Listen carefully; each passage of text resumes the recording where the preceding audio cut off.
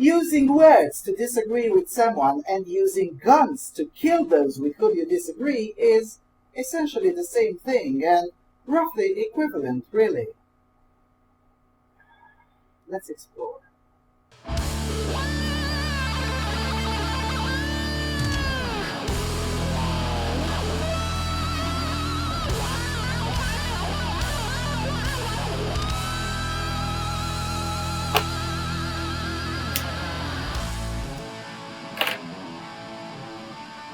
Hello everyone, and welcome to the Freedom Alternative. In all honesty, I wanted to stay away from the topic of San Bernardino shooting, since everything that needed to be said seemed to be that it has already been said.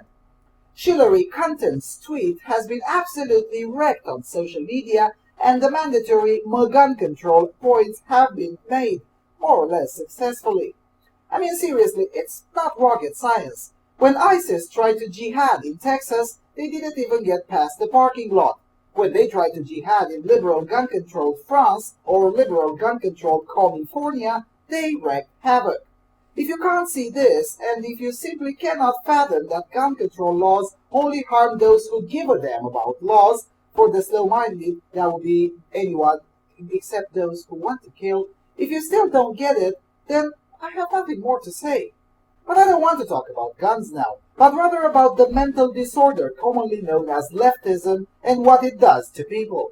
So let me read you an excerpt from an article printed on December 5 on New York Daily News, a piece authored by a lady with a very fitting name, Linda Stasi. So Stasi says, quote, San Bernardino killers were radical ISIS-loving monsters, but one of their victims was just as bigoted. And goes like this, quote, there were two hate-filled, bigoted municipal employees interacting in one department. Now 13 innocent people are dead in unspeakable carnage. One man spent his free time writing frightening NRA-loving, hate-filled scripts on Facebook about the other's religion. The other man quietly stewed and brewed his bigotry, collecting the kind of arsenal that the Facebook poster would have envied. What they didn't realize is that except for their different religions, they were in many ways similar men who even had the same job. One man, the Muslim, was a loser who had to travel all the way to Pakistan to get himself an email bride. I refuse to add their name by using the killer and his murderous wife's names. That wife radicalized him and fueled his hatred. The FBI is investigating her ties to Al-Qaeda and ISIS. Go to the Middle East, meet your new wife, meet some terror leaders, begin your wedded bliss back in the United States. The other man, the victim, Nicholas Talasinos, was a radical born-again Christian Messianic Jew who also connected with his future wife online and had traveled across the country to meet her. The killer, however, became half of an Islamic Bonnie and Clyde, while the other died as the male equivalent of Pamela Geller. The killers deserve every disgusting adjective thrown at them, and more, but the victim is also inaccurately being eulogized as a kind and loving religious man. Make no mistake, as disgusting and deservedly dead as the hate-filled fanatical Muslim killers were, Talasinos was also a hate-filled bigot. Death cannot change that. But in the United States, we don't die for speaking our minds, or we're not supposed to anyway. Talasinos was an anti-government, anti-Islam, pro-NRA, rabidly anti-Planned Parenthood kind of guy who posted that it would be freaking awesome if hateful Ann Coulter was named head of Homeland Security. He asked, quote, is 1, every politician bought and paid for? 2, every politician is a moron? Or 3, every politician is racist against Jews? He also posted screeds like, quote, you can stick your Muslim Million-Man March up your asses, and how Hashim should blow up Iran. His Facebook page warns that without healthy pregnant women, Democrats would have no source of babies to sacrifice and sell. We have freedom of speech, but even so, a city worker should refrain from such public bigotry. Municipal workers have been fired for spewing and posting racial and sexual slurs.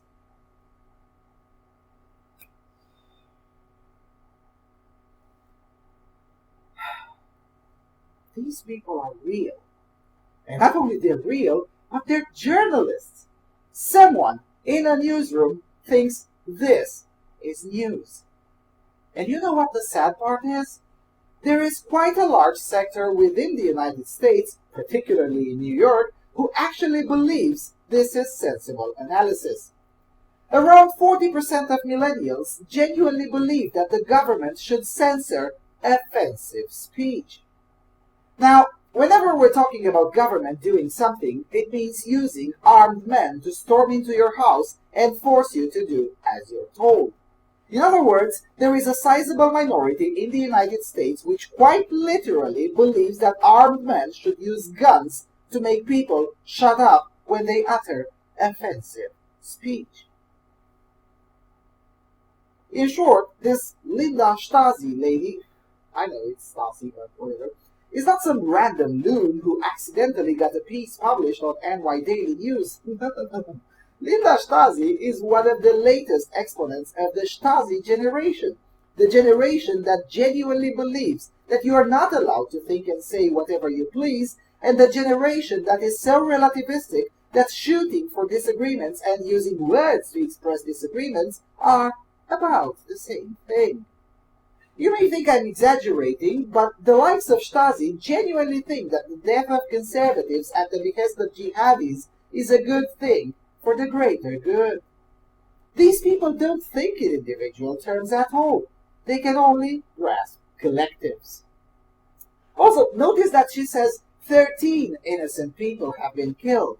Now, the total toll was 14, and that's not a mistake.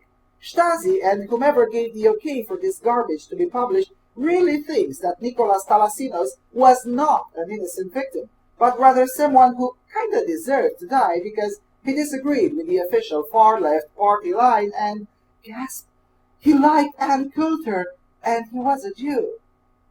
This is what leftism does to your brain, and this is why I don't have time for these individuals. A leftist ideologues, such as this Stasi cunt, would never ever have the balls to put up a fight with a conservative. They're too coward for that.